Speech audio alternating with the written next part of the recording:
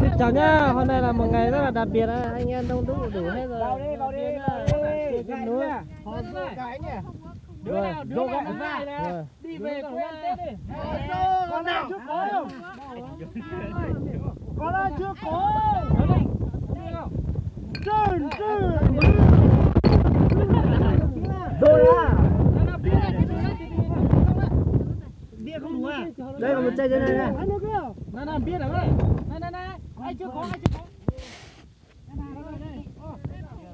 À, 1 tấn gà đó. Nhìn trông thấy như là 1 tấn. Đồng chí quay cho anh cái. Đồng chí vào. Tất cả cùng chạm với nhau rồi. Anh em vào rô cái nào.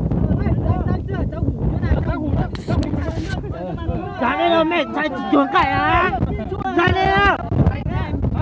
Đúng rồi, mình làm kiểu ảnh á. Quay sao?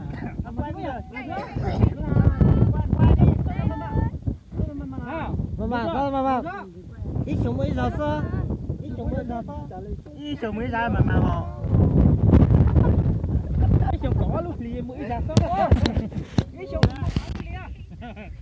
sống mà có lúc lì không?